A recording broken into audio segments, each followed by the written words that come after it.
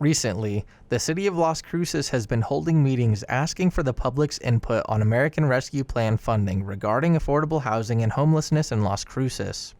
The Home ARP funding will allocate nearly $1.8 million in federal funds that are eligible to be used in 4 different areas: affordable rental housing, rental assistance, supportive services, and non-congregate shelter. As of January of 2020, over 3,000 people in New Mexico are experiencing homelessness on any given day, as reported by Continuums of Care to the U.S. Department of Housing and Urban Development. And officials say this number has likely gotten larger over the course of the pandemic. According to Katelyn Michaud, managing principal at Crescendo Consulting Group, this funding can be used for vulnerable populations that were affected by the pandemic. The homeless population is certainly growing just with the housing market and the rentals increasing. So again, more people are experiencing homeless or housing instability for the first time. And I think we need to come together as a community to really address and find solutions, long-term solutions to really help people and how to address a lot of the housing, affordable housing crisis that we're in currently locally and also nationally. However, the city's meeting at Desert Hope Apartments brought community members that said they were displeased with the city's handling of housing projects in Las Cruces. They voiced complaints about rising crime rates in their neighborhoods. Christopher Yee attends a church that is less than a block away from Desert Hope. He said that the area feels more unsafe than ever before.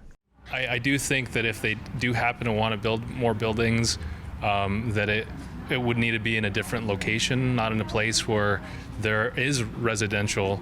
I know they're looking to integrate these people, but I think the question that has to be asked is, are these people ready for that? Jorge Ochoa, support service case manager at Desert Hope, mentioned that funding could be used for more auxiliary services, such as mental health counseling, drug rehabilitation, and security services. Well, hopefully there could be an increase in the actual housing itself, and then also in the support services, as it was spoken about in the meeting, getting more support services. We're more overwhelmed with the amount of unwanted visitors that come over here. So maybe if there could be some type of increase in security, possibly like a substation over here, and I'm not sure if that qualifies under the program itself, but I think that would help deter the amount of unwanted people, our own unwanted visitors that are producing the crime in the community over here. For Las Cruces resident April Hernandez, the Desert Hope Apartments have been very helpful in her own path to rehabilitation. It's been very helpful to me. I'm learning how to grow again. There's quite a few of us in here, so there's quite a few apartments and stuff, and others that are trying to come in as well. I keep to myself, and those are my goals, is to keep here to myself and just mind my own business and go about working and stuff. I just pray that it continue to be a good place. Becki Graham, Las Cruces City Councilor for District 3, said that directing ARP funds to nonprofits like Desert Hope is the most efficient and ethical solution for the city with this issue. Absolutely. I think that we're invested in all fronts of this challenge.